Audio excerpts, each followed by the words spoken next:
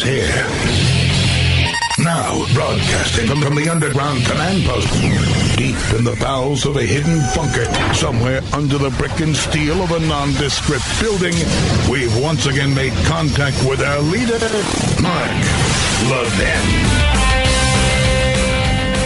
It's like Christmas. 2 weeks in a row, I get to talk with you guys, filling in for the great one, Mark Levin. It is Ben Ferguson with you tonight. Mark will be back with you, I promise, next week. We'll hold down the fort for you for at least the next 3 hours tonight. So there's a bunch of immigrants that are heading to America on purpose, advertising it with cameras in tow, with chanting, with yelling, with screaming. And Donald Trump is now the bad guy because he threatened to defend our country. He threatened to send the military to protect our country. I want you to think about how the media is framing this today. I've been watching this all day long, and I just keep sitting there, and I'm actually at the point now where I'm not even mad about it. It's just become so comical. It's literally, I can tell you what they're going to say before they say it.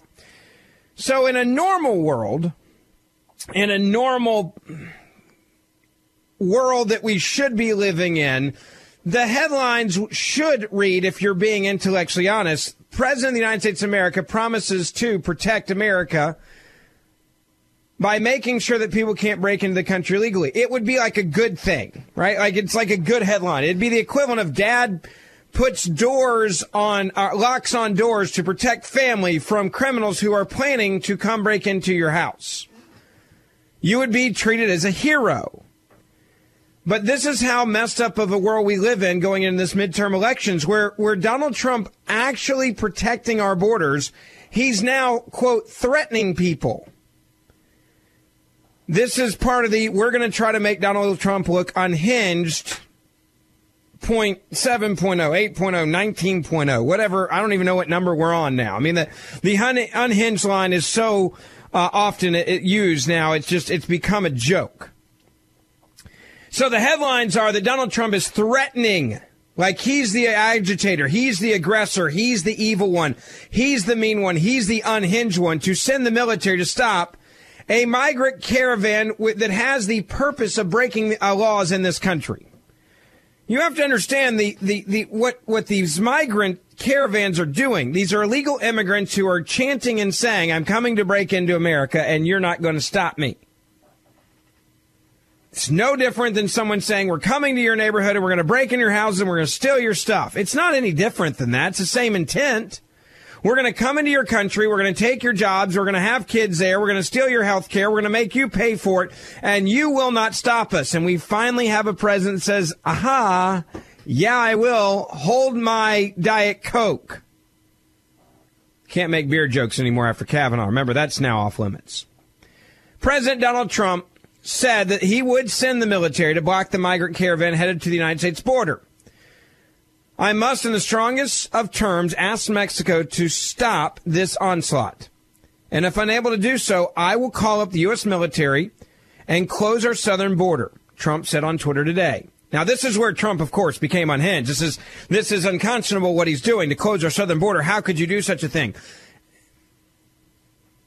Again, in a normal world, with a normal media, the President of the United States of America, the headline would actually look like and read, President of the United States of America defends lawlessness across the border in Mexico and puts Mexico on notice that if they don't stop these illegal immigrants from coming across into this country, that we will close the southern border to protect our nation's interests.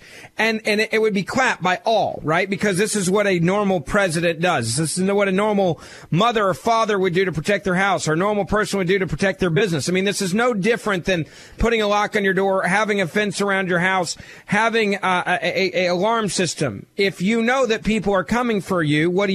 You gear up. If I know that someone's coming to break into my house, I am going to get ready, and I'm going to warn them that if they break into my house, I will shoot them. I'm going to gear up to protect my property, which is exactly what the president's doing. He's protecting the United States of America, our property as citizens. Now, all of this I say to go back to a core point here. I don't hate people that come to this country illegally. I've said this filling in for Mark before. Many of you that know me, I played tennis in college. I was almost every one of my roommates in college was someone from a foreign country.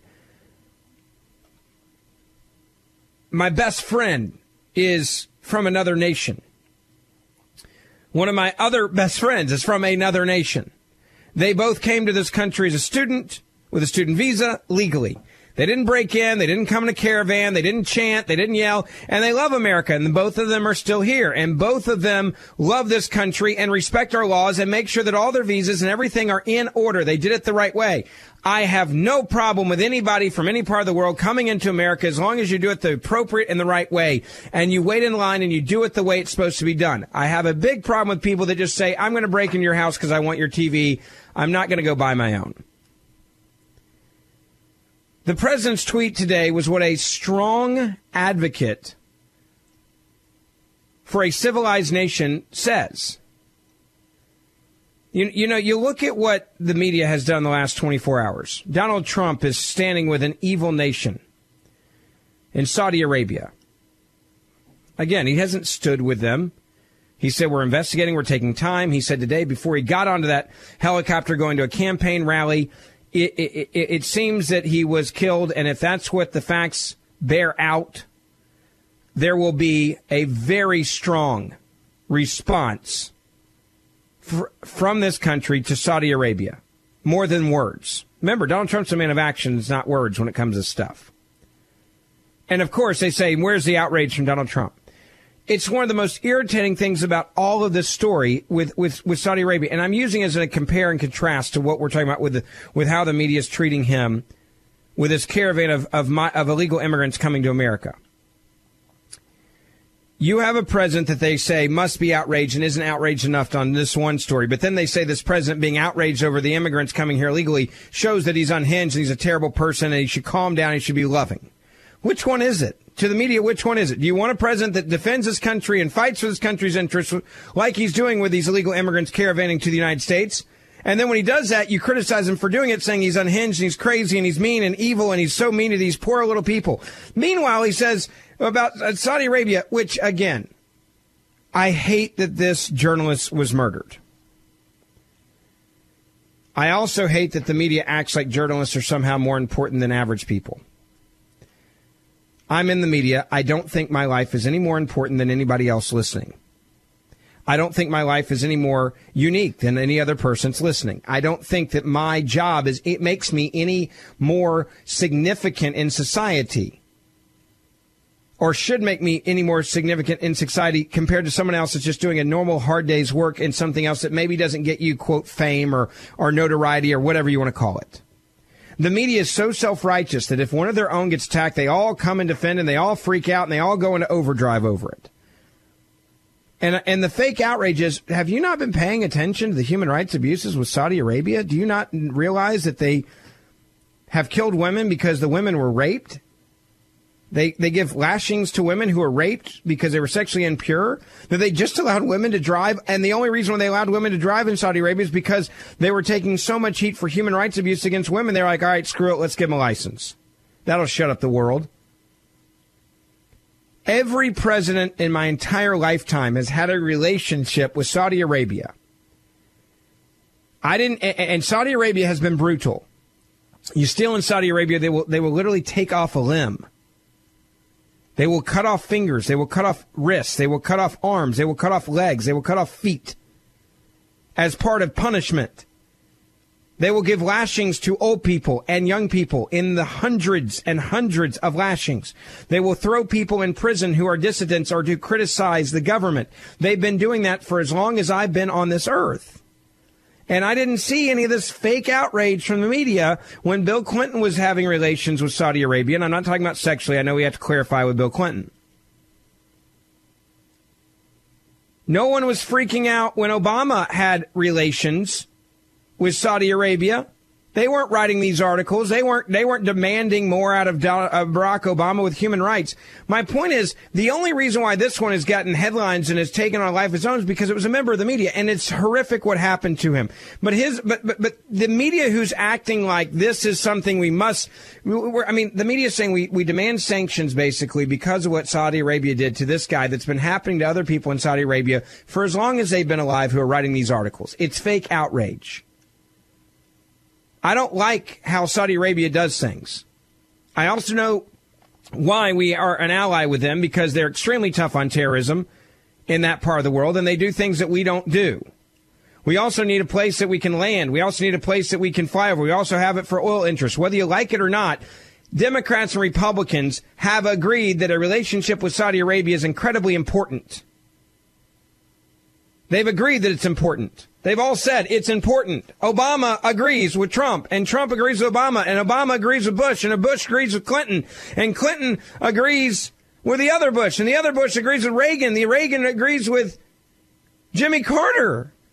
We've always had these relations with them. And so now, because they do something they've been doing my entire life, and it was towards a member of the media, now we're supposed to put in sanctions and change American foreign policy? When we've known that this is who we've been dealing with all along? So I give you that compare and contrast to now how Donald Trump's a villain because he threatens to send U.S. military to protect America's border. And they say this is too strong, this is too mean. Meanwhile, they're saying we want you to be mean and we want you to be strong with Saudi Arabia because we demand it because one of our own was murdered. Which one is it? How is it that the same demeanor from the same guy can be 180 from one another, all based on your perspective of I'm a journalist and I'm going to be bigger and better than you are? And most journalists believe that they are better, that their life is more important than your life. Most journalists are self-important. I can't use the word I want to use. I would argue that most journalists in this country, especially those that, they throw the word journalism around like they're better, for example, than even talk shows or commentators. Well, I'm not a commentator. I'm a journalist. I mean, get over yourself. I hate it that it's happened. I hate that this journalist was killed.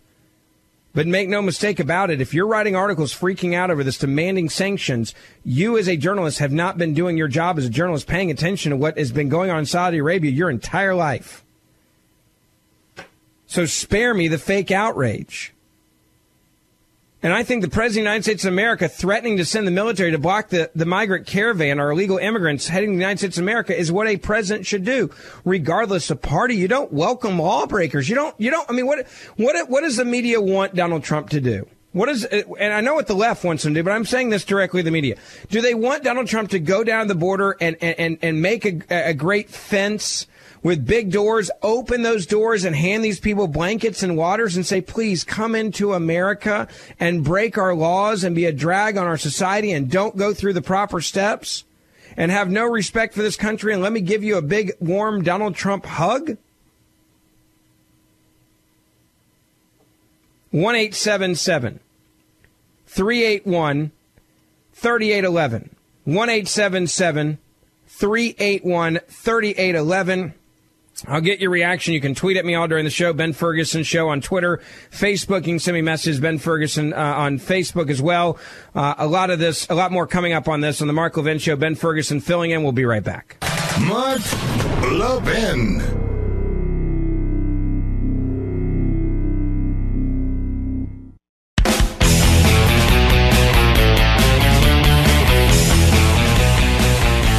Welcome back. It is the Mark Levin Show. Ben Ferguson filling in for the great one, and I promise he will be back with you next week, and we'll hold things down for the next couple hours here. We got a lot to talk about today. Donald Trump threatens to call the U.S. military to close the southern border as 4,000 strong and growing illegal immigrants push to the north.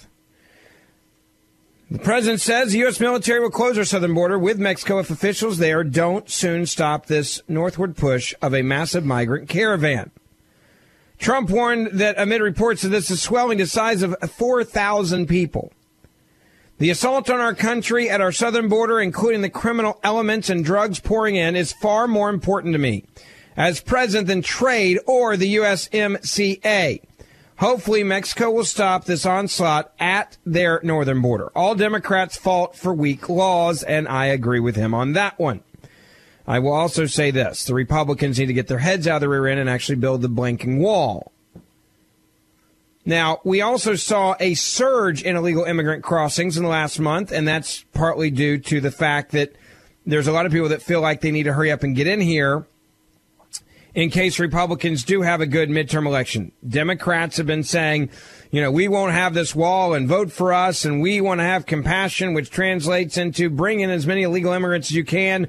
We'll eventually give them the right to vote, and then they're all going to vote for us anyway, so we were in favor of this.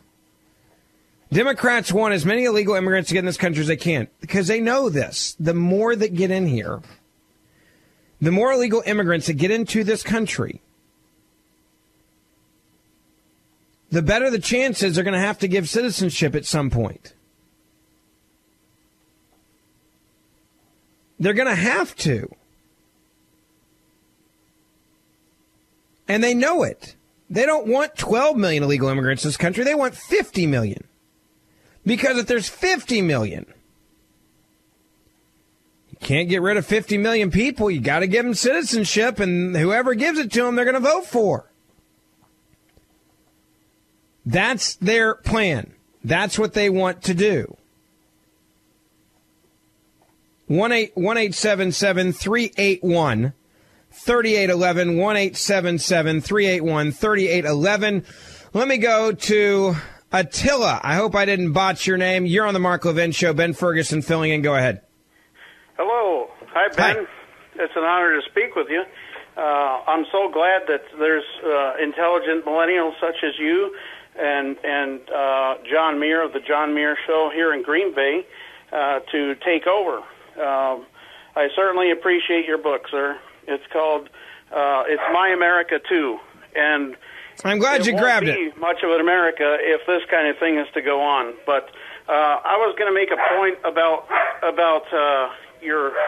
what you were talking about earlier about the journalist. We're having a hard time hearing you with the dog. So let's see if we can get a better connection. In the meantime, we'll try that again in a moment. 1-877-381-3811.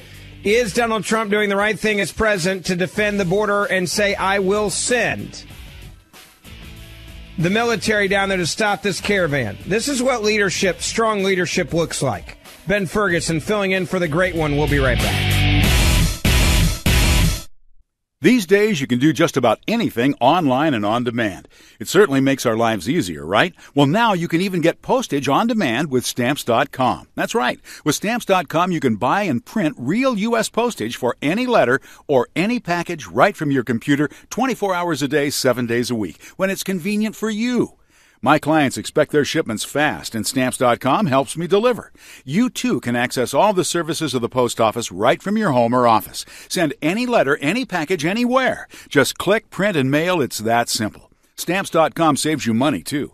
They give you postage discounts you can't get at the post office, and it's a fraction of the cost of expensive postage meters. And now we have a special offer from Stamps.com for our listeners.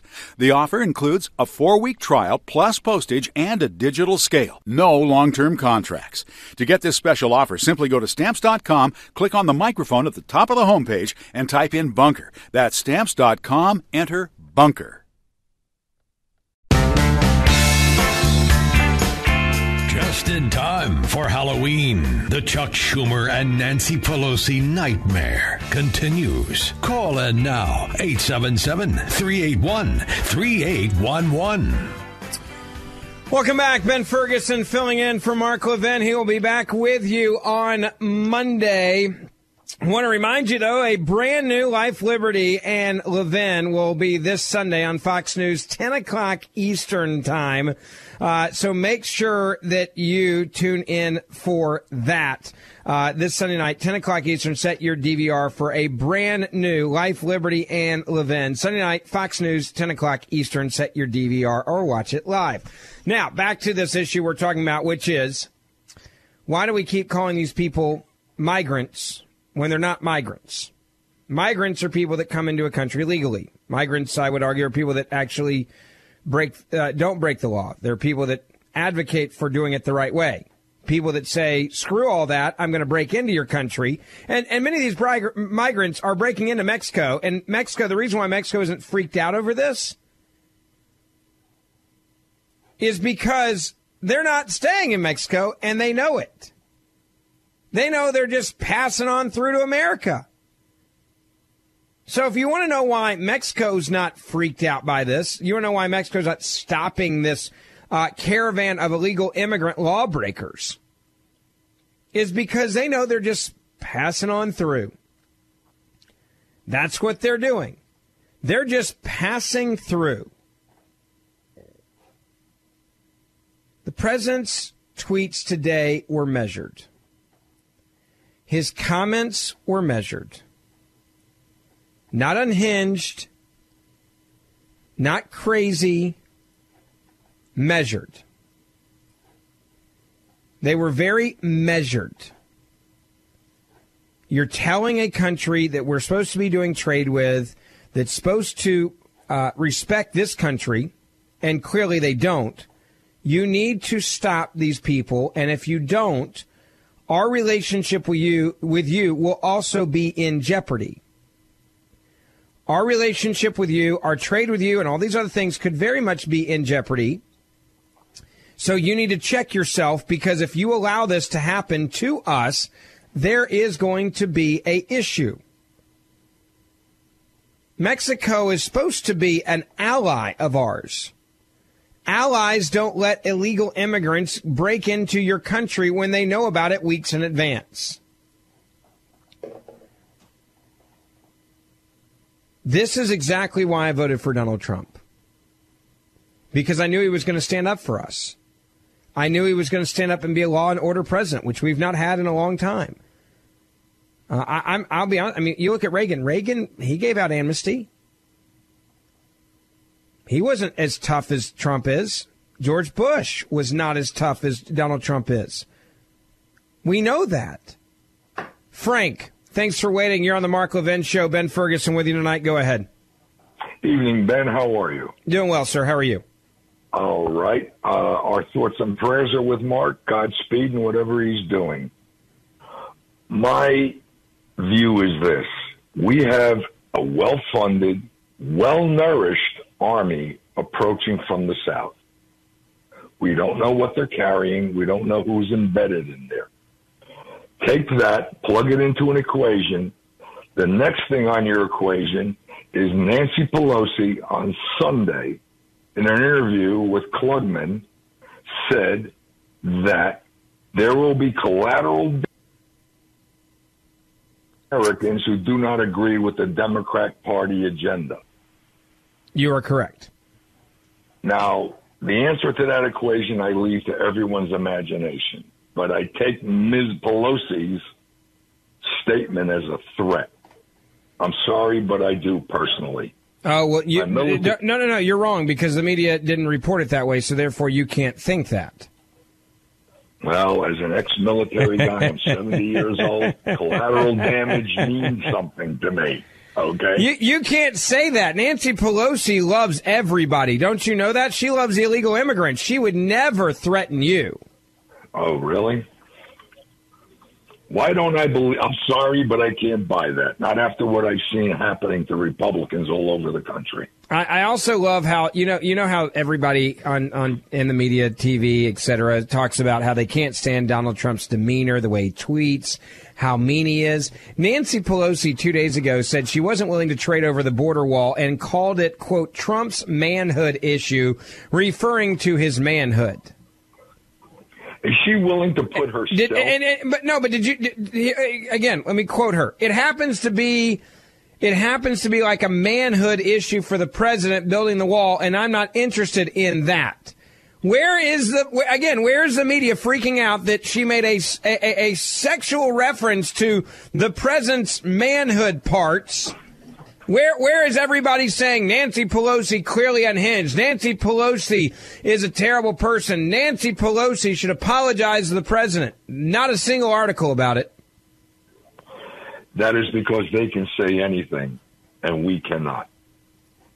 They can say anything, and no one No one holds one. them to account. Bingo. You're right, 100%. Thank you, sir. Nice to talk to you. 1-877-381-3811. 1-877-381-3811. Let me go to Michael. You are on the Mark Levin Show. Ben Ferguson with you this afternoon. Go ahead. First off, I'm very frustrated because of all the propaganda that every single radio host spews out there regarding illegal aliens.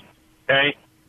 Everybody paints this picture that every single illegal alien, okay, does it to what do you call it, to do crimes in America. Crimes in America are these corporate companies, which are thousands and thousands of them, just Monsanto, that will have all these illegal aliens all ready to come work for Monsanto for low wages. All right, I'm not disputing that. I'm not. Hold on. Let me say this real quick. Let's go back to something you said at the beginning, and then we'll continue on your train of thought here. Okay. I don't act like all illegal immigrants are coming here to break laws. I know they are. Okay. Every moment, and let's deal with facts, not emotions. Okay. Is it a fact that if you come into the country illegally, every moment of every day, whether you're sleeping, working, whatever it may be, that you are breaking the laws of the United States of America? Crossing. I knew you were going to do this. What do you mean? Wait, Michael, it's a simple question. It's not a trick question. You called me, okay? I didn't call you. The idea that you say, I knew you were going to say that, again, answer my question.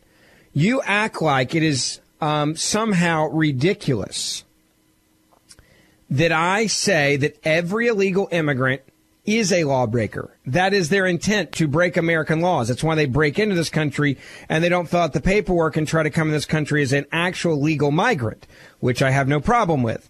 You try to act like the breaking of the law is not breaking of the law. So you say, well, I know all you talk show hosts, you act like these people are all lawbreakers. They actually are, Michael. I'm not saying they all have the intent to rape or to murder. I do think they all have the intent to steal, because they're stealing from America when they come in this country illegally. They're stealing from the American worker.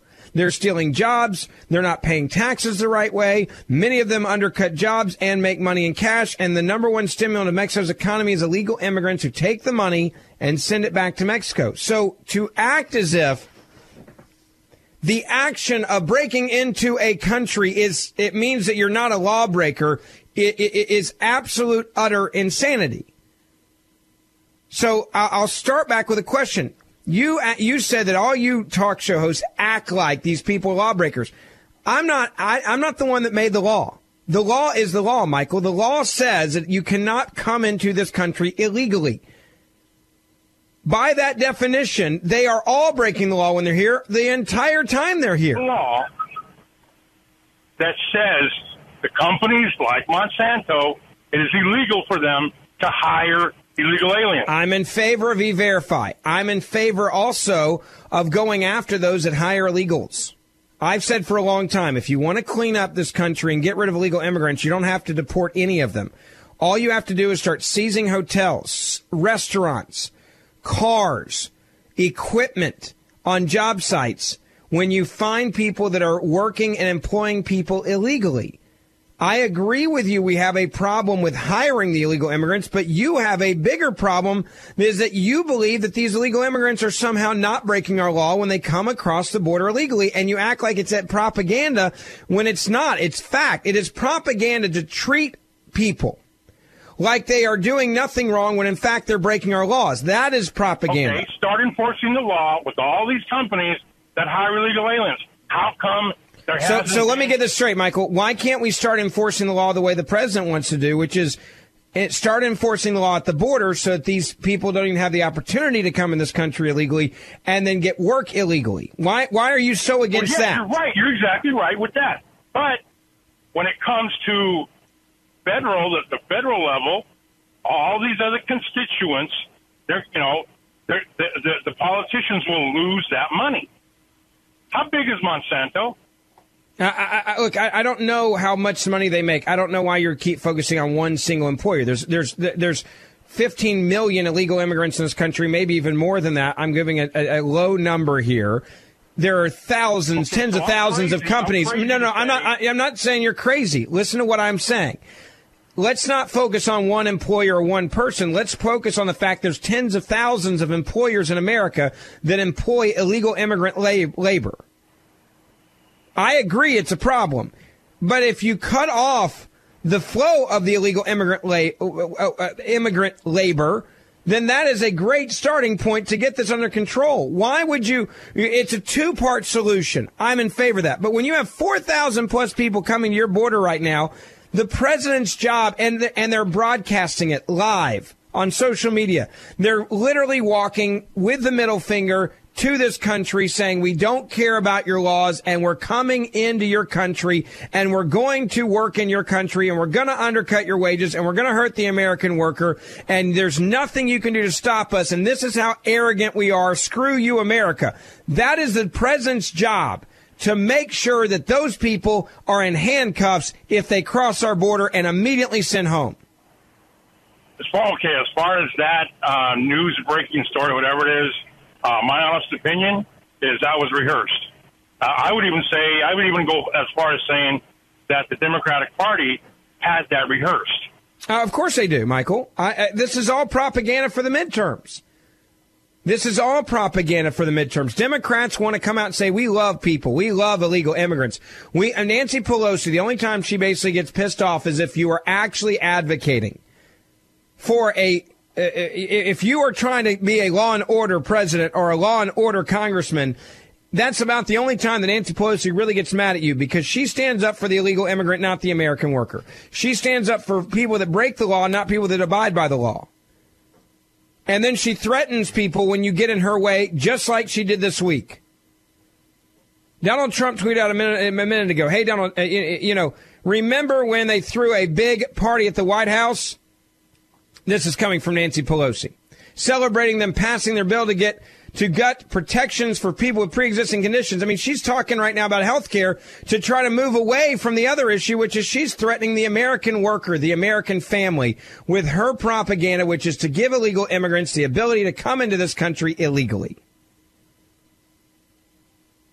And do that with no repercussions. And it's for one reason. She desperately needs them to be able to vote. That is what this is actually about.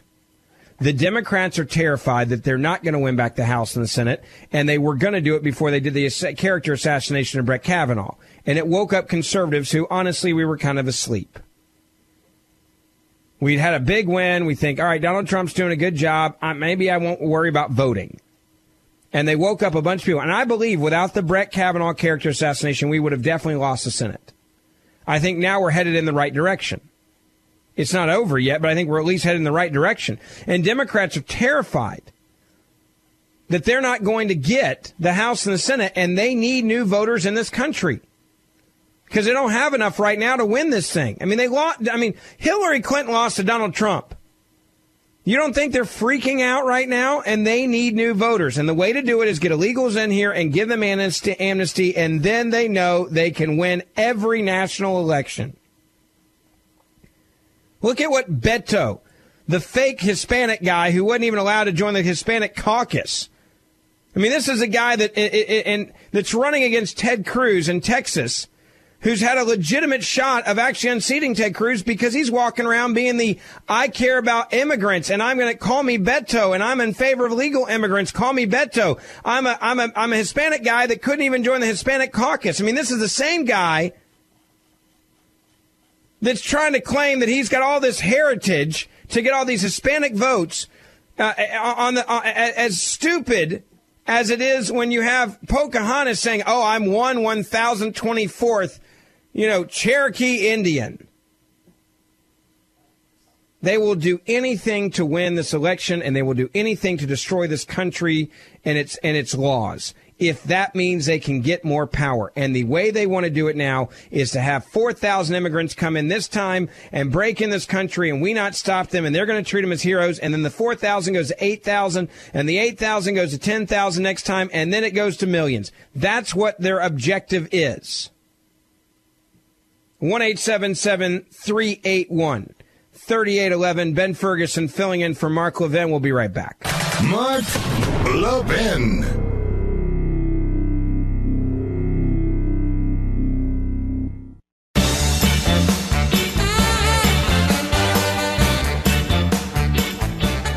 Welcome back. It is Ben Ferguson filling in for the great one, Mark Levin. I want to remind you, a brand new Life, Liberty, and Levin is going to be airing this Sunday on Fox News, 10 o'clock Eastern Time. Set your DVR or watch it live. Also, Our Police by Jack Levin.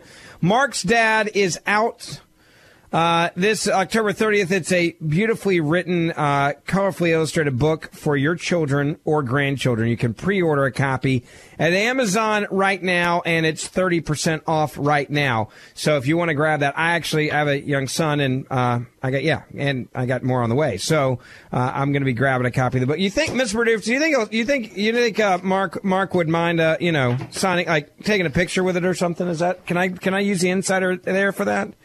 Oh, for me, no? Okay. All right. Glad we clarified that one real quick. All right. I tell you, I love people. I really do love people on Twitter and Facebook. So, whoever just sent me a tweet that says you're a turd, I just want to say thank you. Thank you for showing some restraint instead of dropping F-bombs. At least you were semi-classy about it. I really do appreciate that. That's some class there. Just go with just turd. You're a turd. Coming up, more on Donald Trump saying we're sending the military. The border is the right thing to do. Also, Disney stars are, mad at Disney or something about their princesses. Political correctness gone insane. I'll give you the details on that coming up next on the Mark Levin Show. Ben Ferguson filling in.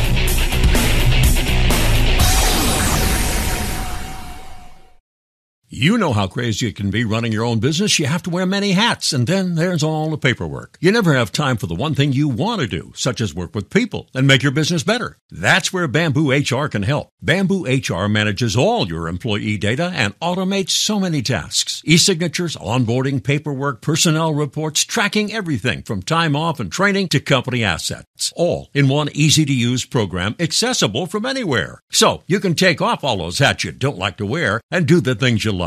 And right now, Bamboo HR is giving our listeners a special extended free trial. That's right. Instead of their standard 7-day trial, you can try out Bamboo HR for a full 14 days. The only way to get this special offer is to go to bamboohr.com/Levin. For this exclusive extended free trial, go to bamboohr.com/Levin. Again, this is a limited offer only available to listeners. So go to bamboohr.com/Levin. One more time, that's bamboohr.com/Levin. He's here. Now, broadcasting from the underground command post, deep in the bowels of a hidden bunker, somewhere under the brick and steel of a nondescript building, we've once again made contact with our leader, Mark Levin. Hour 2, Ben Ferguson with you today, filling in for the great one, Mark Levin, who will be back with you, I promise, next week on Monday. It's always an honor to fill in for Mark. 2 weeks in a row. I really hope you guys are enjoying this as much as I am. All right, coming up this hour, we got a lot to talk about. Donald Trump threatens to call the U.S. military to close the southern border as 4,000-strong illegal immigrant caravan is pushing through Mexico, which they've broken into, but they don't care because they're not going to stay there, to America. We're going to talk about that. Also, would you like an extra $6,000 a year in your pocket? You could get $6,000 a year extra from a California senator who has got a new plan to give you $6,000. Let me say first off, I am always in favor of lowering taxes. What I'm about to tell you about is not lowering taxes. I am always in favor of giving back the hardworking Americans more of their money. This is not about giving back money to hardworking Americans. This is about Democrats who are desperate to figure out a way to get people to vote for them.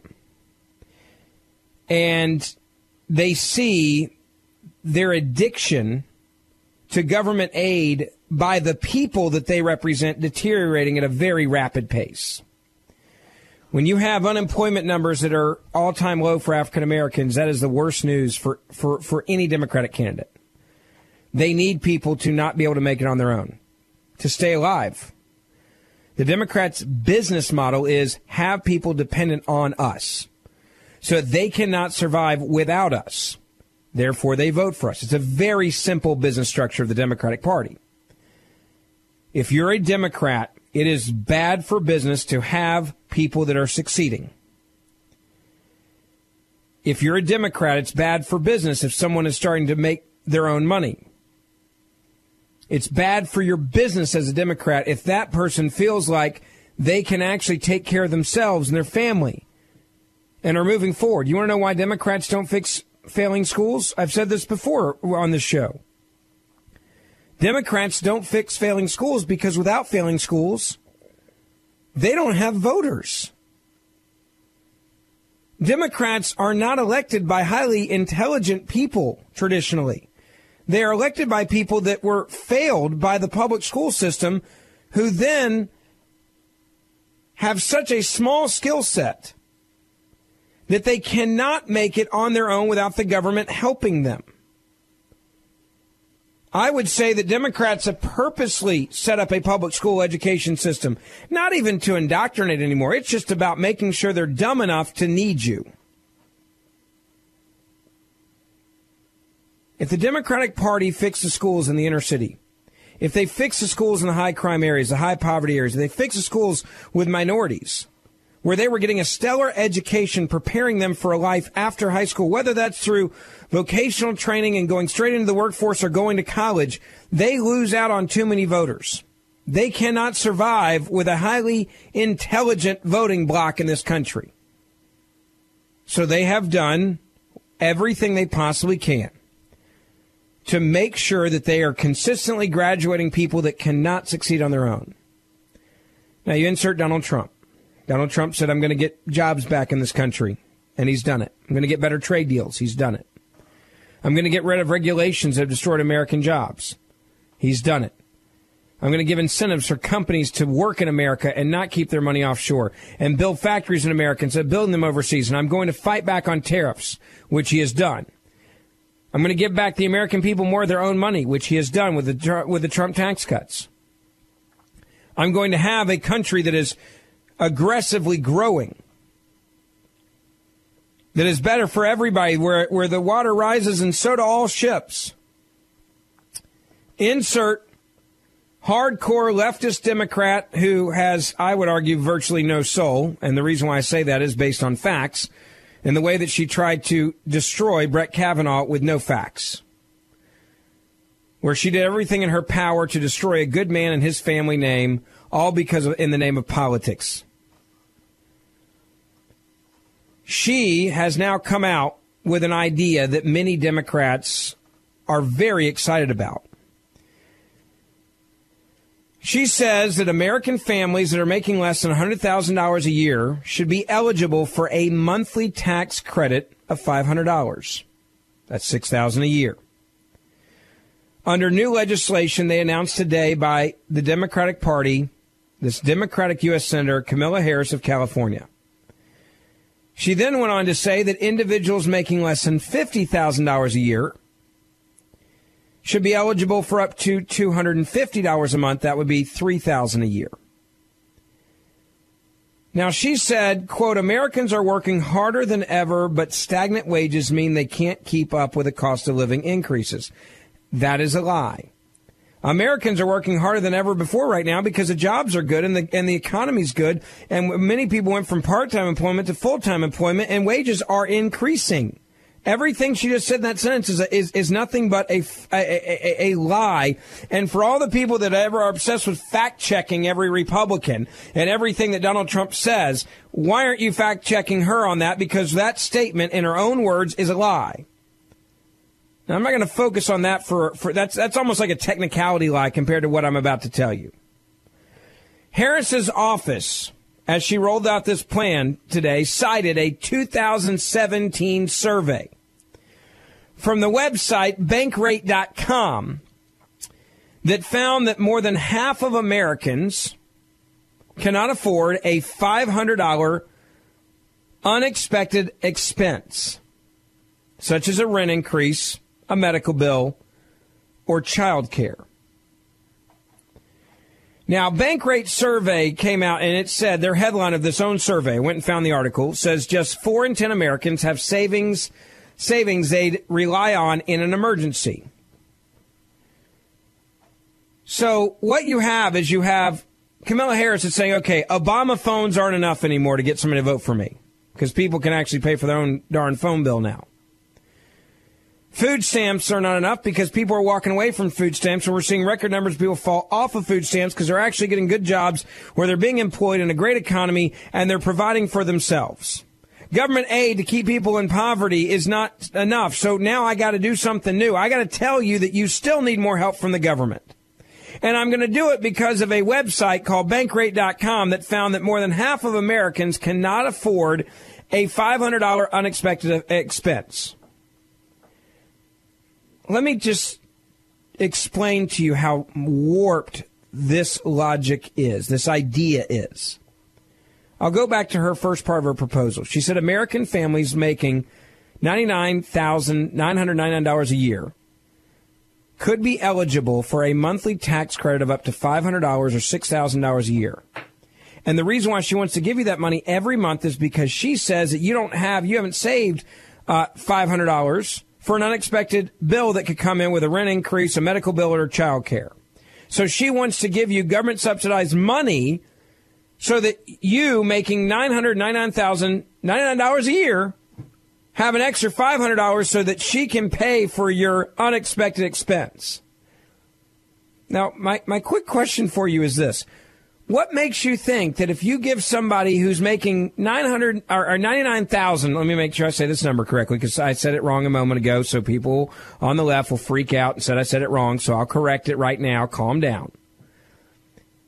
You're making $99,999 a year. And you can't save for a $500 unexpected expense? You're an idiot. What makes you think that idiot who's making that much money is going to take your government money and then go, oh, thank you, you just saved me from my unexpected next expense of $500.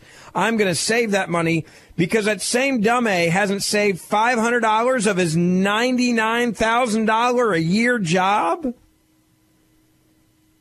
Remember when we had the tax credit that came out, with Bush tax credit? Remember that? What happened? Everybody took their tax money, and what did they do with it? They went out and bought a ton of crap, and it boosted the economy. And George Bush and those economists around him were right. People didn't save that money. They got extra money, and they went out and spent it right away. Go look at the stats. Kamala Harris, she knows that they're not going to save this money for a $500 unexpected expense. They're going to take this money immediately and just spend every dime of it every single month. On average. The idea that someone making $50,000 a year, if you give them an extra $250 a month of the government's money, which is our taxpayers' dollars, subsidizing people that make under $100,000 a year, that they're now going to save that money every month for an unexpected medical bill or child care, you're an idiot.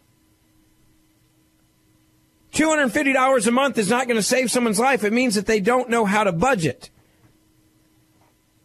This is nothing more than buying votes. This is not about, and the fact that you're doing this under a survey from Bankrate.com is the reason why we need legislation in this country, which she announced today, that is going to save America's middle class by giving them extra money a month, subsidized from the government, that now they're going to save that money and not spend it on whatever the crap they're spending their money on now, that they're going to become more responsible with that money compared to the other $100,000 they're making a year.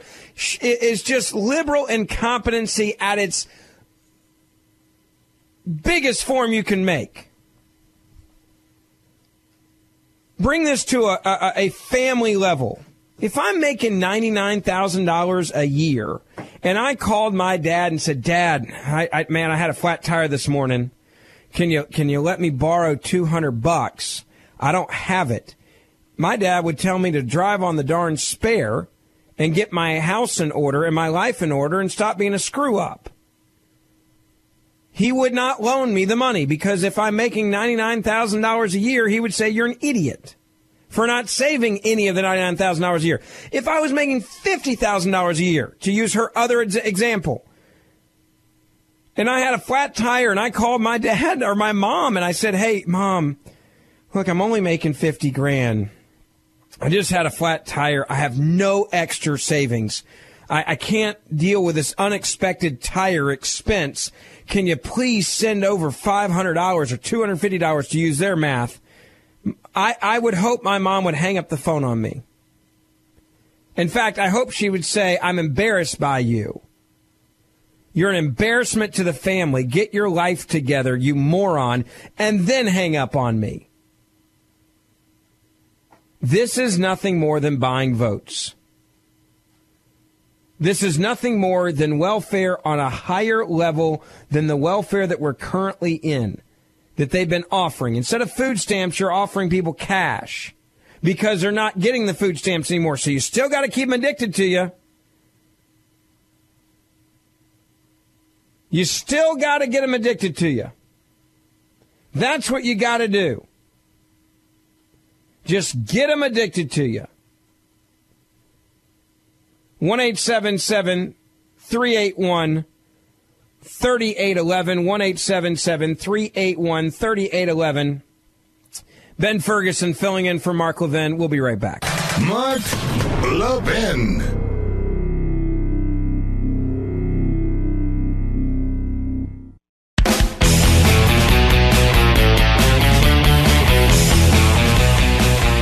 So the guy who's won 1,000th Hispanic, Beto, is doing his town hall right now, and one of his questions he got was, are you a proponent of open borders? I was going to play the response, but let me just give it to you. It's easier. Yes.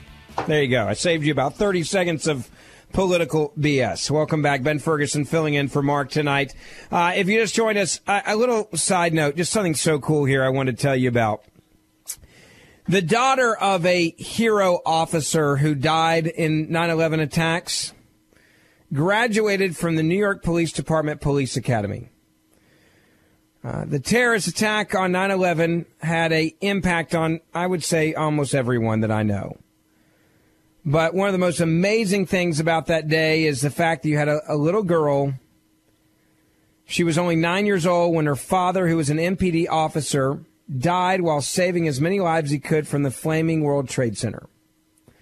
Officer Raymond Suarez was 45, and his partner Mark Ellis were posted on the Lower East Side of the city when they heard the two planes had crashed in the building. The two police officers didn't hesitate to respond.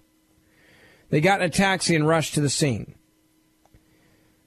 Suarez ran into the North Tower 3 times. He was able to save an asthmatic woman as well as a woman who was 7 months pregnant.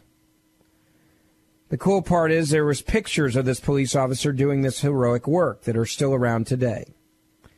He never returned from his third entry into the building. The tower collapsed before he could escape. That officer put his safety of his own life ahead behind others and went in to protect people. Police Commissioner James O'Neill reflected on that day during the most recent NYPD Police Academy graduation ceremony, saying, even now, 17 years later, none of us have completely come to terms with what happened that day, and I don't think we ever will. But this particular graduation ceremony was a reminder of the good that has come as a result of those attacks. That little girl who was 9 is now 26. Jillian Suarez was sitting among the 249 police officers who graduated this week wearing, and I try not to get choked up because this is just such a cool story. My dad's in law enforcement. For me, these things are really personal. She was wearing her father's badge number that they relisted for her. Julian told the paper, I've always loved law enforcement, but obviously when my dad passed away, I realized what I wanted to do, and that was follow in his footsteps, and I wanted to continue his legacy. That's exactly what she's doing now. Congratulations to Officer Julian Suarez, who took one more step down the path laid out by her father, Raymond, who gave his life to save others on 9/11. She's now wearing proudly for the rest of her career with the MPD her father's badge number. God bless our men and women in uniform, and God bless this young lady. Incredible story of a legacy that she's continuing to move forward. Ben Ferguson filling in for Mark Levin. We'll be right back.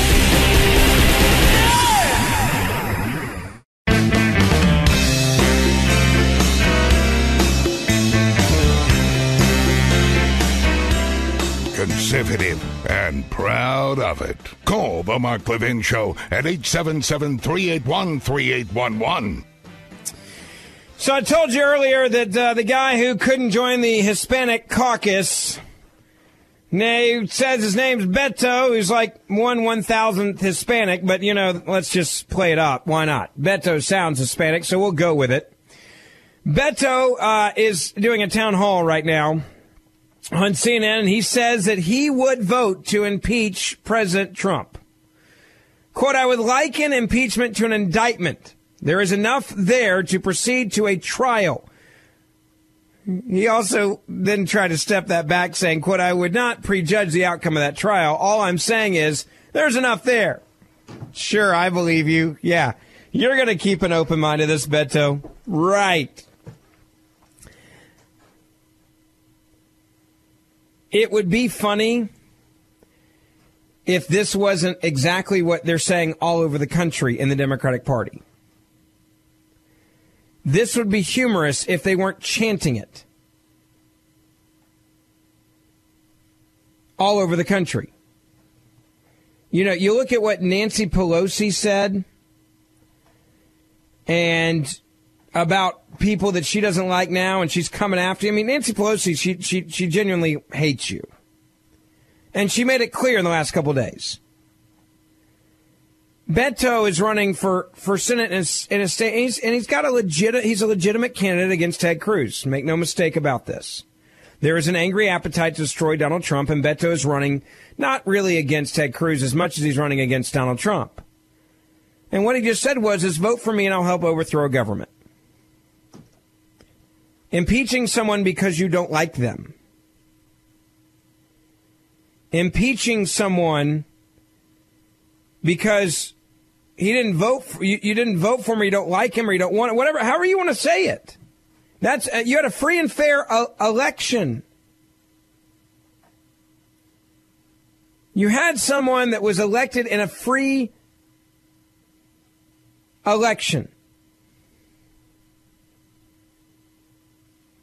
Free and fair election.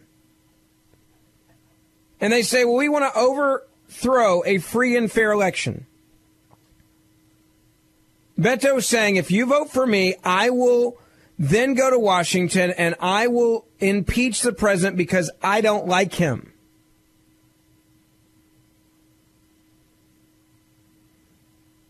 I don't like him.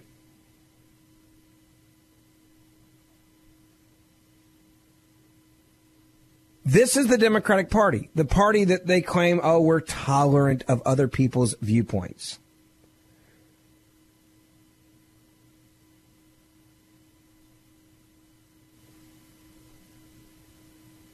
We are tolerant of other people's thoughts. We just want you to be tolerant of our thoughts. We just want you to be tolerant of what we believe in. We just want you to be tolerant of what we think is okay. That's all we want you to do. We just want you to be tolerant of us.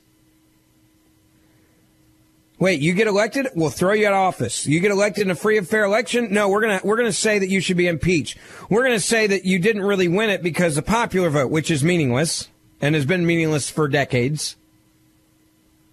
We're gonna you vote for us, and we will literally overthrow a government without having any reason to do it legally, because we will go in there and say we don't like. And that's what they're running off of, is pure hatred. And the idea that we should, in fact, overthrow a government.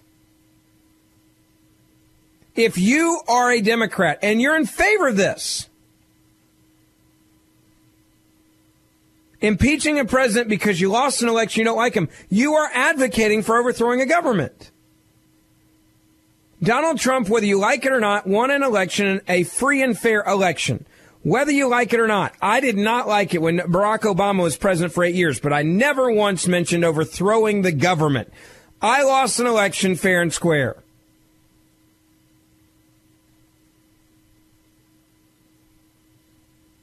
Barack Obama won not once, but twice.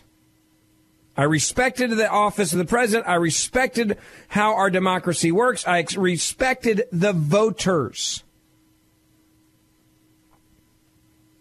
They don't respect anybody.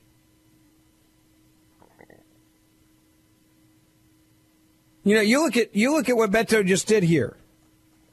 This is how little the Democratic Party really on ideas right now has to offer. Beto has one thing to offer. Vote for me and I will overthrow the government. Yeah, and the left loves it. This is the same party that believes that 1,024th of a possibility of being an Indian makes you a minority.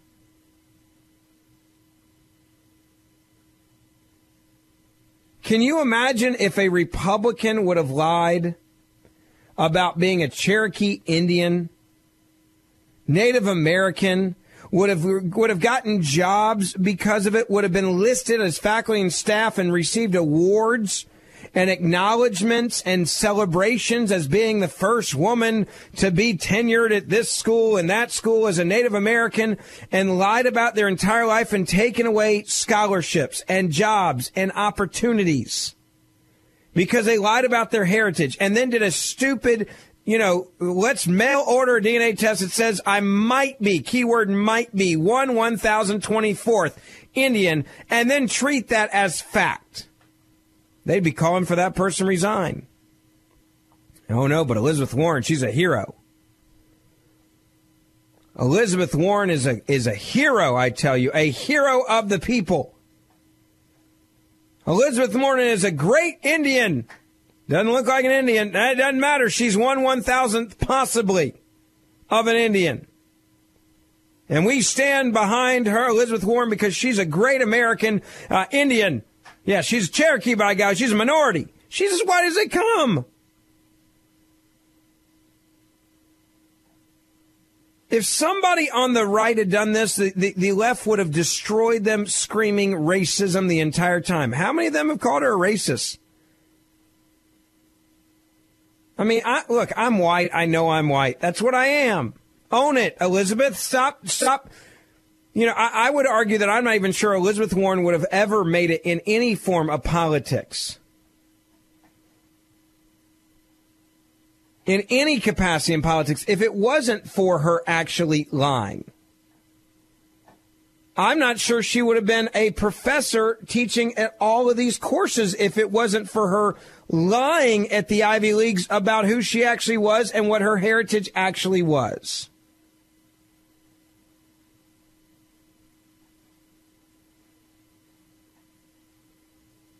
One 877-381-3811, 1-877-381-3811. Let's get to your phone calls on this and see what you think about it. Let me go to Guy. Welcome. You are on the Mark Levin Show. Ben Ferguson filling in. Hello, sir. Hi, Ben. How you doing? Doing well. Yeah. Did you get any discounts for that? For what thing? For college or anything? I did not. I was a white guy. I got no discounts. I had to pay more. No. Elizabeth Warren. Pocahontas. Yes, she got scholarships, minority scholarships. She got minority funding. She got jobs because she was a minority in college that she never would have received if she was just an actual white person, which she is. She profited. Her entire career is based on a lie that she is a minority, that she is not. That's what people need to understand. Her entire career is literally based on a lie.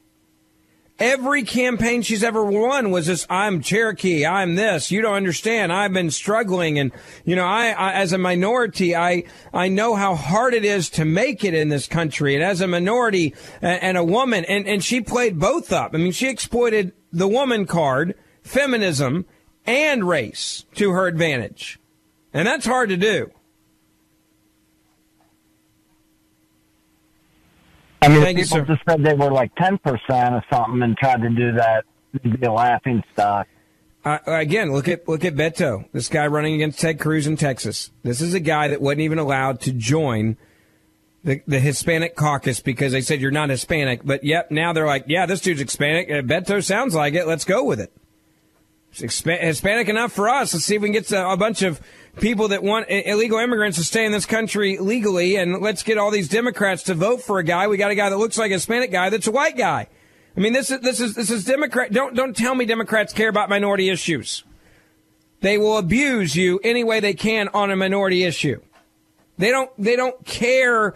They don't care that Beto's not actually Hispanic. They don't care that Elizabeth Warren is not Native American. If it works for that moment in time to get someone to go in and push a button for you, that's really all they care about.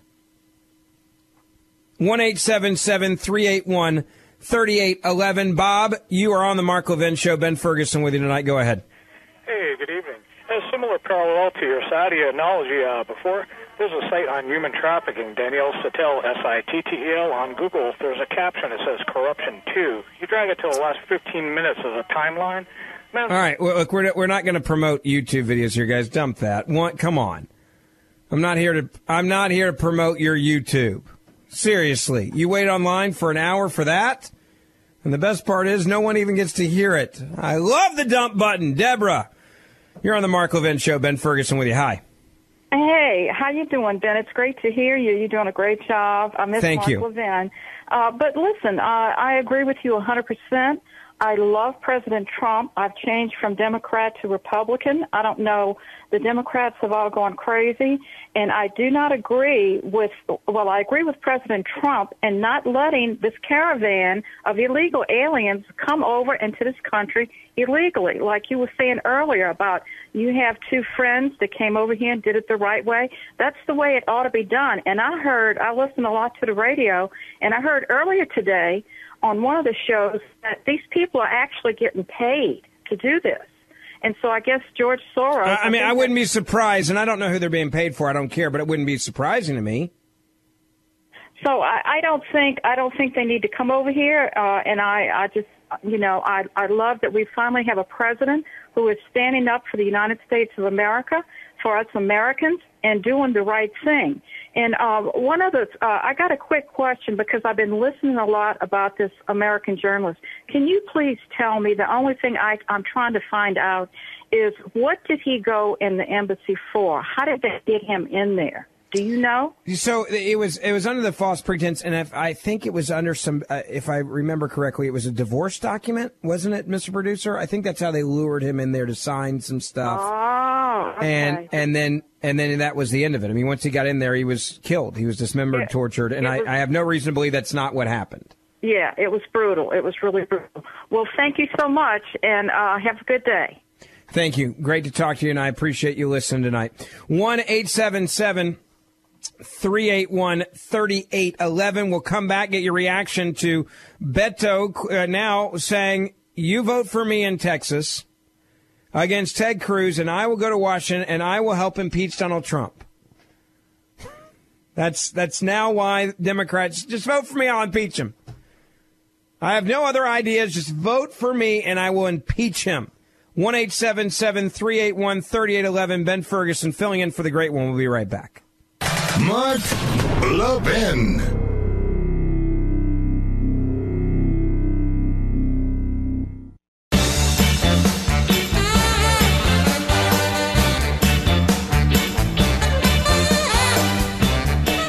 So you want to know how Democrats think they're going to win in Texas against Ted Cruz? It's say, vote for me and I'll go to D.C. and I'll impeach the president because you don't like him and I don't like him. This is Beto, the guy that's 1/1000th Hispanic, but by golly, we're going to make him into full Hispanic by the end of this election. Here's what he had to say. His question was about impeachment. And you said in July that you would, as a member of the House right now, vote to impeach. Have you changed your mind? I haven't. Let me put it this way. There may be an open question as to whether the president, then the candidate, sought to collude with the Russian government in 2016.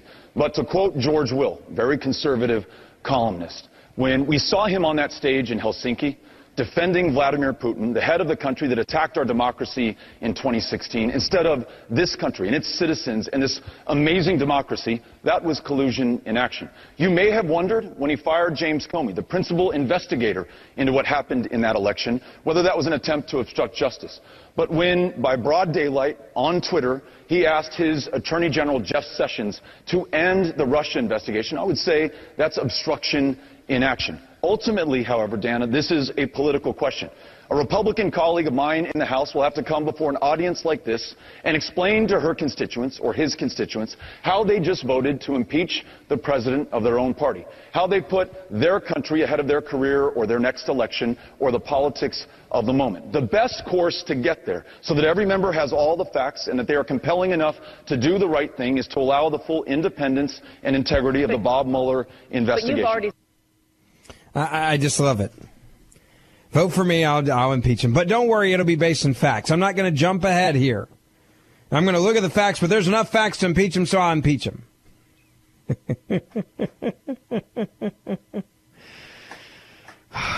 Tony, you are on the Mark Levin Show. Ben Ferguson with you tonight. Go ahead. Ben, how you doing, sir? Doing well. Good. Hey, I'm in Texas, and this guy's a knucklehead. Okay, I just got to say it. He is. During the second debate, he wanted to come out and try and throw the Lion Ted line around to Ted Cruz. And, here's a guy who's Robert Francis O'Rourke, who wants to pass himself off as being a minority. He caused an accident while he was drunk and attempted to flee and lied about it, and lied about fleeing the scene. And lied about it. And everybody, even the Washington Post gave it, I think it was 4 Pinocchios, saying the guy lied about being in a DUI and fleeing the scene of it, and then saying, no, I never did it, I never did that, when he clearly did. And the police report shows that he did. And then on top of that, you've got this whole thing about law enforcement being the new Jim Crow, and he got busted on that. Tried to crawfish, said he never said it, but, there's video. So he's burned on that. How does this guy have the stones to say anybody else is a liar? When he used the lie in the debate the other night for people around the country that just so you know what you're talking about. He used the lying Ted line, trying to dub Ted Cruz lying Ted, which was that same verbiage that Donald Trump used.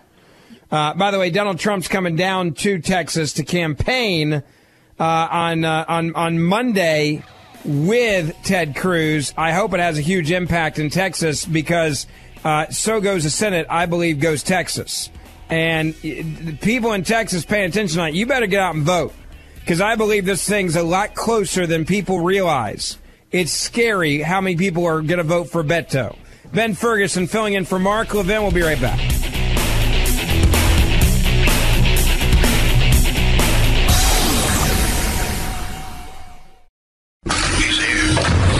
He's here. Now, broadcasting from the underground command post, deep in the bowels of a hidden bunker, somewhere under the brick and steel of a nondescript building, we've once again made contact with our leader, Mark Levin. Hour 3, nice to have you with us. Ben Ferguson filling in for the great one, Mark Levin, and he will be back with you on Monday. I can promise you that. You don't even have to wait, by the way, till Monday.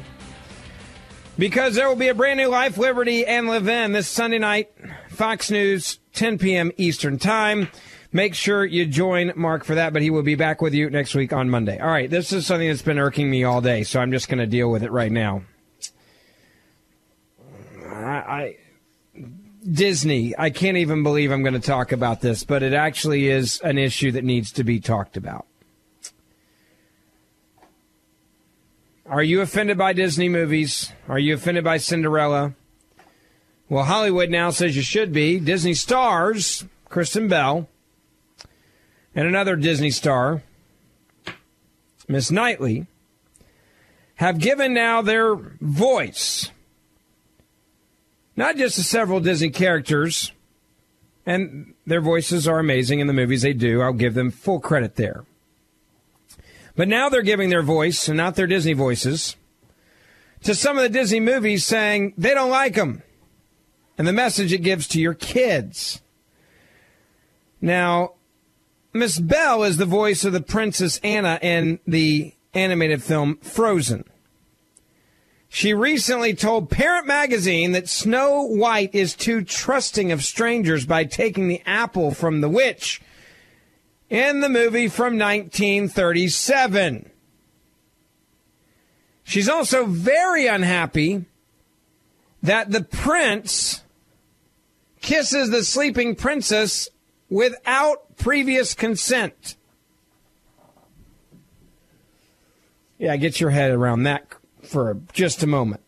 So we're going back, and this is what Hollywood's outraged about. A Disney movie from 1937 that's a movie with not real humans in it, and they're unhappy that the prince kissed a sleeping princess without the previous consent of the prince.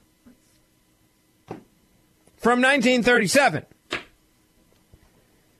From 1937.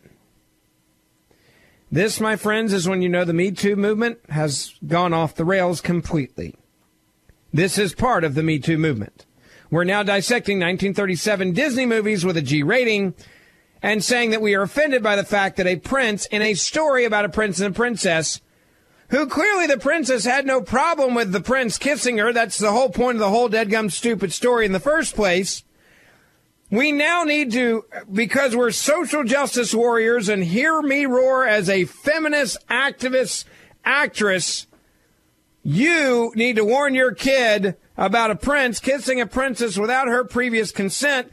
And we're going to stop this movie from terrorizing the nation that was made in 1937 that's animated, by golly. How are you supposed to deal with this with your kids or your grandkids? Well, speaking about it, she says she reads Disney stories to her own children, and she gets offended, and then she corrects it.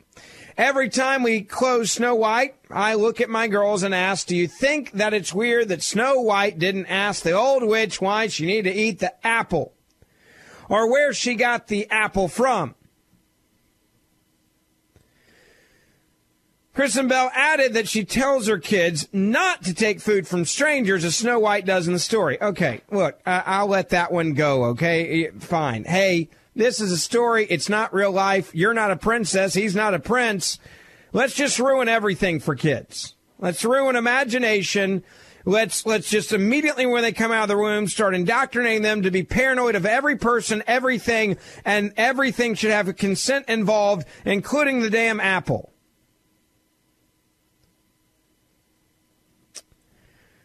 Miss Bell also slammed Snow White, this movie from 1937, for the scene where the prince kisses the sleeping princess without asking permission. And this is Me Too in 2018, folks.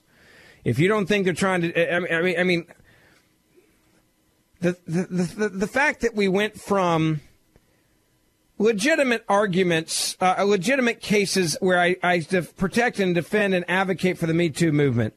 Bill Cosby, Hollywood producer. What was that guy's name that's in jail, going to jail? What's his name? Harvey Weinstein. Thank you.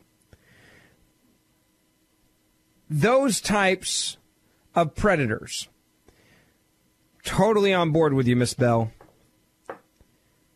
Totally on board. You lose me at Snow White.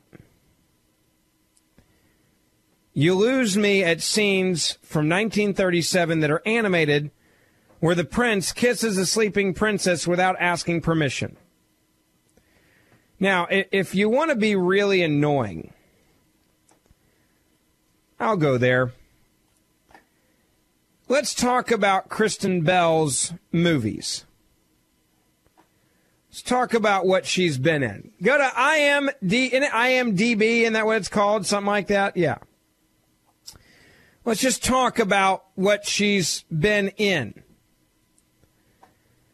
Forgetting Sarah Marshall, there were some consent issues there. Veronica Mars, there were some consent issues there.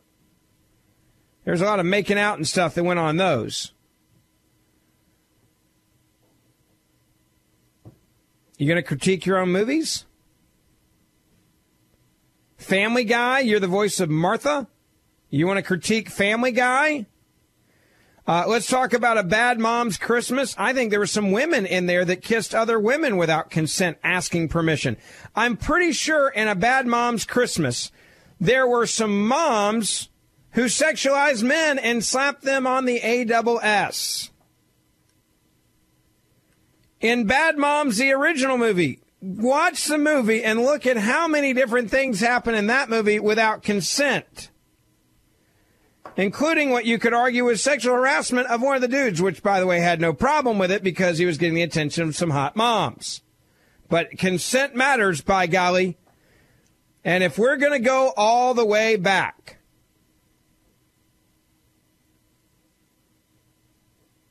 to 1937 and make a big deal out of Snow White, then we sure better apply that to your own movie reel, Mrs. Bell.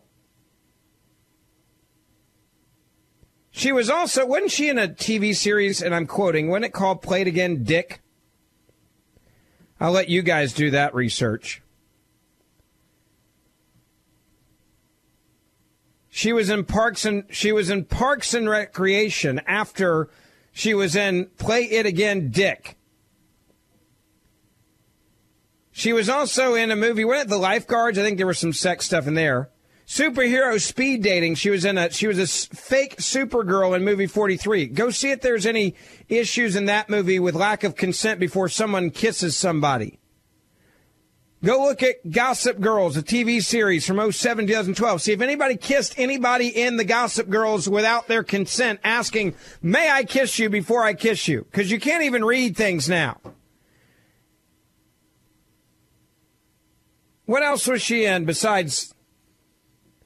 Oh, she was in Scream 4 as Chloe. Was there any consent issues in that movie before someone kissed somebody, grabbed something?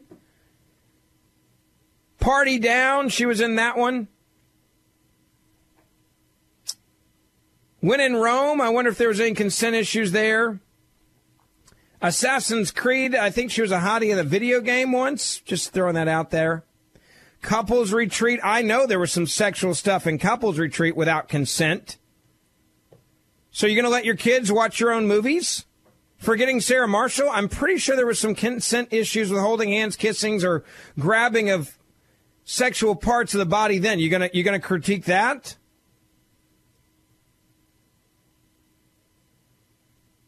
I'm not defending Disney. I'm defending sanity on this one. If you're going to go out there and you're going to attack Disney and you're going to say that Disney is putting your kid's life in danger and that your daughters need to know that that prince is some sort of, I mean, you're telling your kids at an extremely young age that that man is a predator.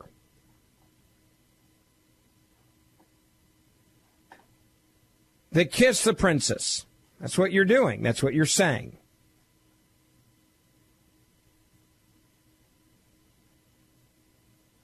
That's not a world I want to live in. And not only that, go look at your own movie reel. I mean, good Lord. Look at your own movie reel. Look at what is in your own movie reel. Look at your own resume at how many different foul, movies you have produced with sexual humor out the yin-yang that had all sorts of scenarios without consent. You gonna lecture your kids about your own movies that make millions of dollars, that have made you famous, so that you now have this platform to call out Snow White and the prince in Snow White? And people wonder why I am terrified of liberalism in this country. 1-877-381-3811, 1-877-381-3811. Ben Ferguson filling in for Mark Levin. We'll be right back. Mark Levin.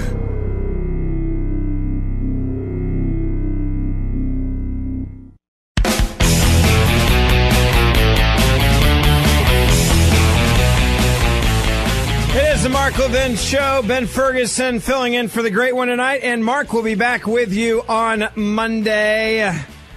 Rarely do I give a rat's rear in what people in Hollywood think, but this one is, I had to comment on it.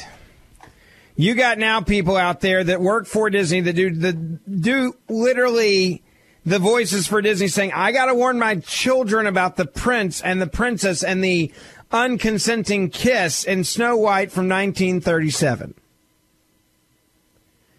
This is the same woman that did the movie Bad Moms, where there's a whole lot of no consent involved by a bunch of drunk women who are getting after some men. You going to warn your girls about that? Hypocrisy much? Second thing, if you're going to really be honest with your kids, and you sit there afterwards and you say these things to them like, well, that's wrong for the prince to kiss the princess. She was in a comatose under a curse, and the way to get her out of the curse was a kiss. It's clearly not real life.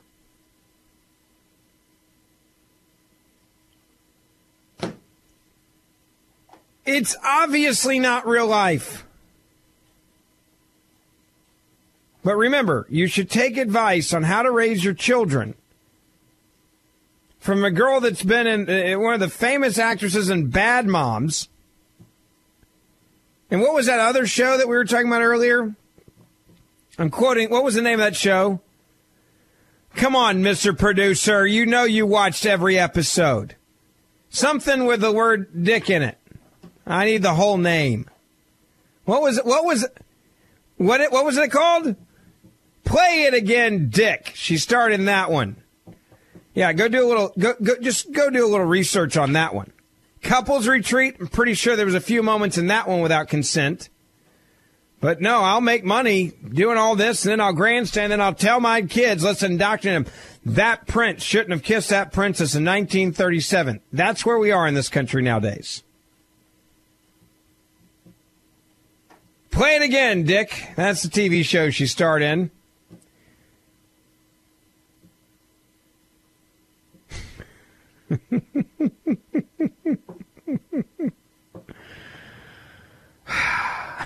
I mean, what was it about? Do you even know what there was one season of it. Do you even know what it was about?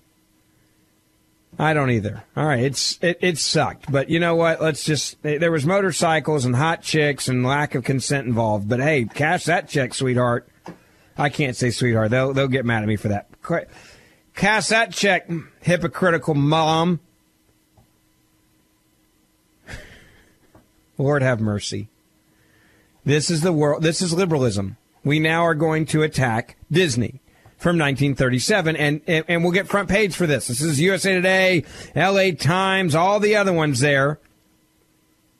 Someone said I'm not being sensitive to the real struggles of young women. If a dude's kissing you without your consent, I am on your side. I am not going to be on your side complaining about a movie from 1937 that is clearly animated and not real life, where the princess is the only way she's going to get out of a coma is through a kiss, which we all know is also not reality.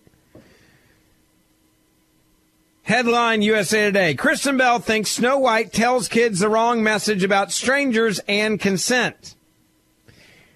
Kristen Bell, the voice of the Princess Anna in Frozen, told Parents Magazine she loves reading to her daughters, and who are 3 and 5, when they're cuddled up like meerkats. Mabel said she's not 100% comfortable with the classic Disney princess tales.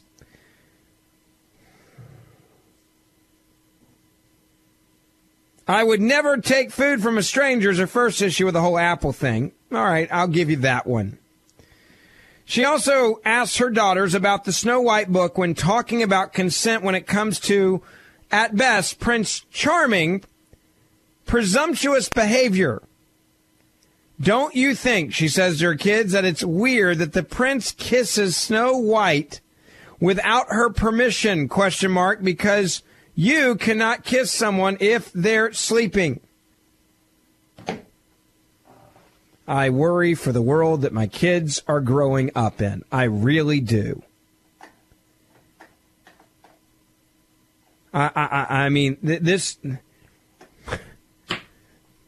That public service announcement is brought to you by one of the stars of Bad Moms, Bad Christmas, and Play It Again, Dick.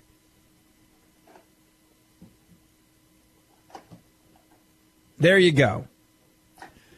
Barbara, thanks for waiting. You're on the Mark Levin Show. Ben Ferguson with you tonight. Go ahead. Hi, Ben. Good evening.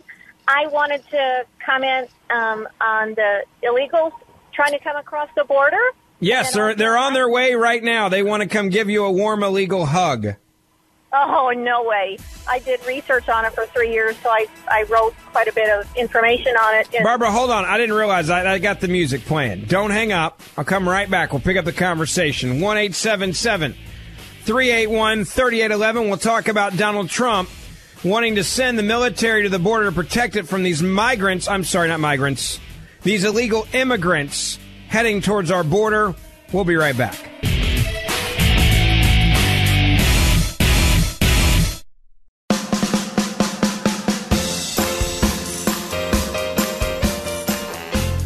Mark Levin, the champion of liberty and true conservatism. Call Mark now, 877-381-3811. Want to remind you, Mark Levin will be back with you on Monday. And if you don't want to wait that long, set your DVR or watch Mark live. A brand new episode of Life, Liberty, and Levin is going to be this Sunday on Fox News, 10 o'clock Eastern time. Really nice to be with you. It's always an honor to fill in for Mark. Ben Ferguson with you. And again, I love keeping up with you guys. I'm reading a lot of your tweets on Twitter, Ben Ferguson Show. You can follow me there on Facebook as well, Ben Ferguson Show. As well. I want to get straight back to your phone calls. Back to this other issue. The president has said today very clearly that if Mexico doesn't stop these illegal immigrants crossing the border, he will send the military to stop this migrant caravan. He said, I am watching the Democratic Party led because they want open borders and existing weak laws, assault on our country by Guatemala, Honduras, and El Salvador, whose leaders are doing little to stop this large flow of people, including many criminals, from entering Mexico to the U.S., in addition to stopping all payments to these countries, which seem to have almost no control over their population. I must, in the strongest of terms, ask Mexico to stop this onslaught. And if unable to do so, I will call up the U.S. military and close our southern border.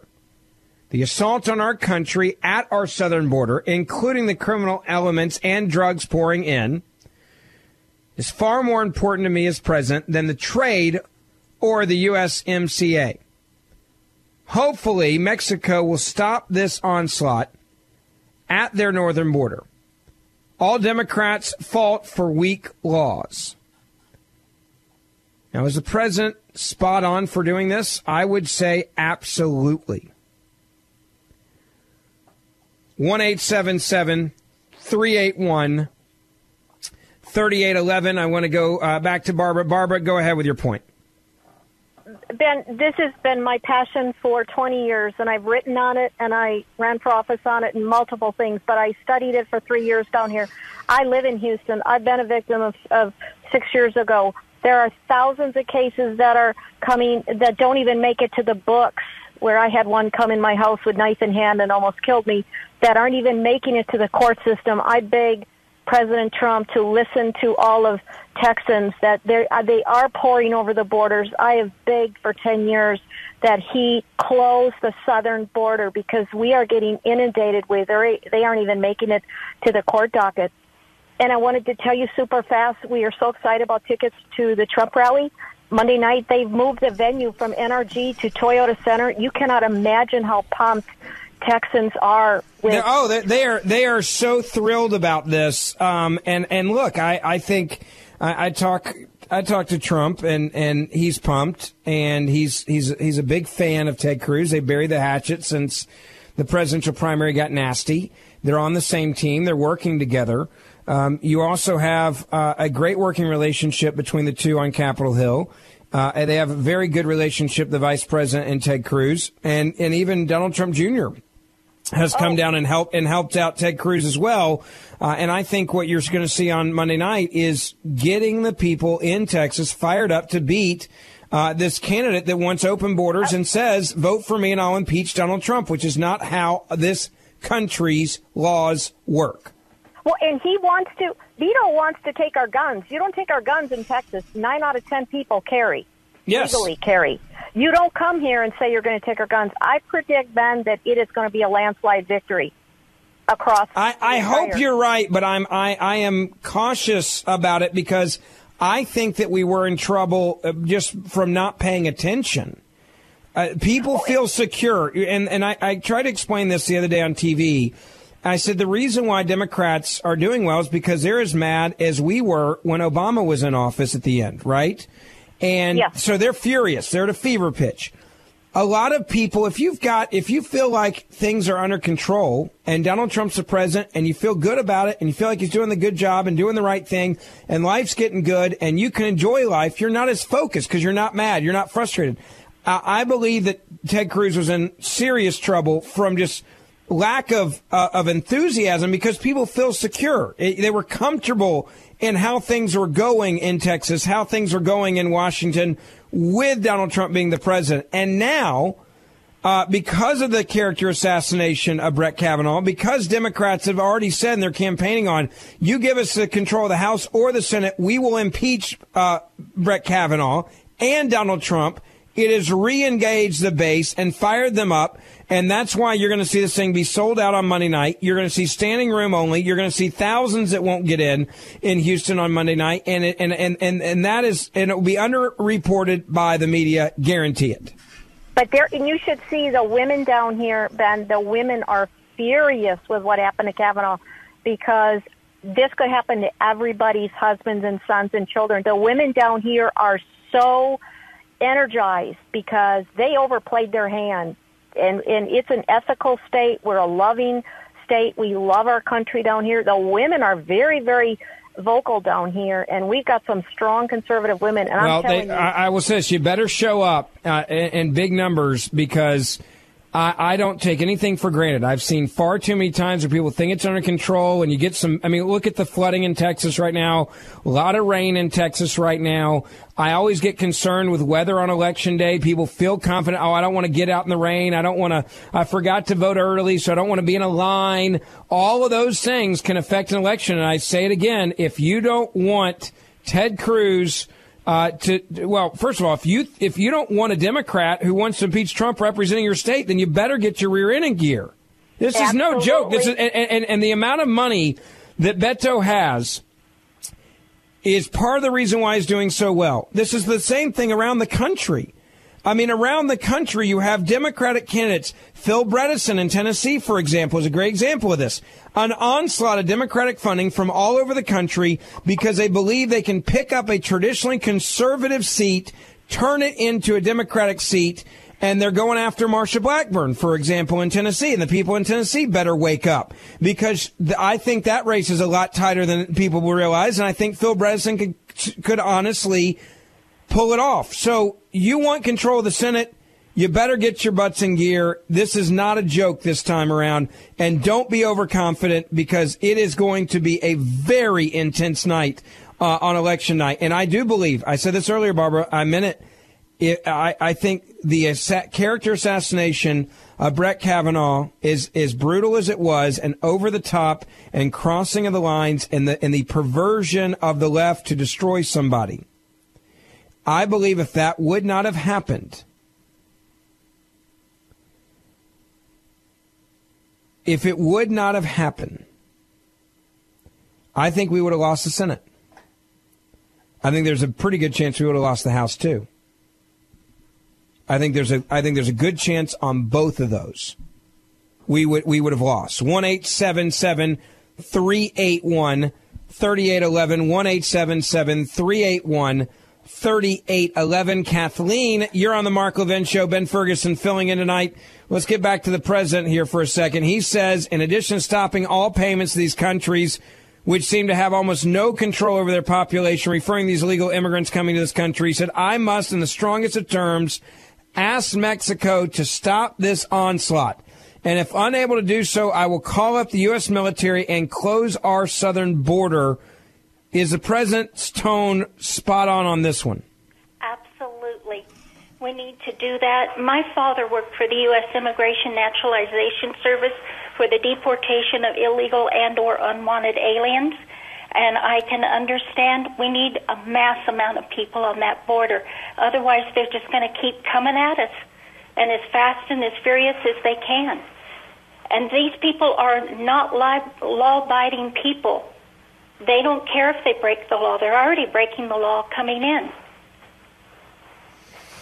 Well, right, and they say they're not lawbreakers. Yes, you are. You come in this country illegally, you are a lawbreaker. Absolutely. That's the first law you broke. And the second law you're going to break is probably steal this, steal that, rape here, kill there, because there are some states who do not follow the law, don't care about the law. All they care about is packing it so that the Democrats can get votes. Well, if you are losing elections and you can ship in new voters by giving them citizenship, which is their entire goal here, and solidify, your position by giving out citizenship, you're in a pretty good spot. And that's what Democrats' goal has been all along. Yep. And I think the talk show hosts should start calling it not the Democratic Party, but the Democratic Brown Shirts. They are working just like the SS did in the 1930s. If they can't win somebody, they run them down, they run their reputation down, like they did with Kavanaugh. They plant stuff that is not true, like what they did against Trump, and they are the brown shirts, and they should be identified as the Democratic brown shirts. It's exactly what they are. See, now you're a racist, Kathleen. You said brown. You're a racist. Stop doing that.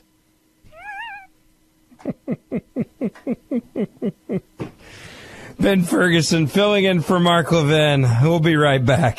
Mark Levin.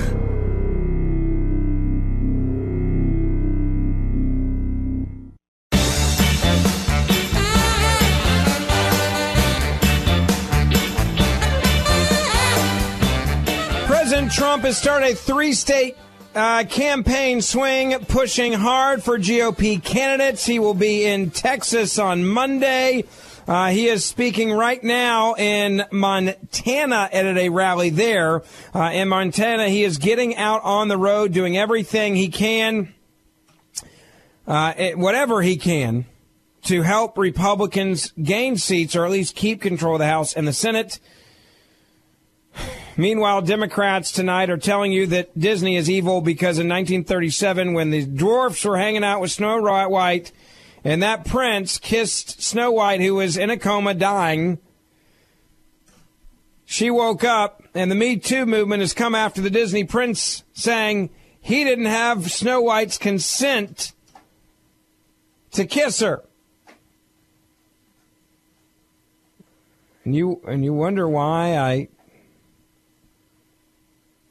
You wonder why I don't trust the left. You wonder why.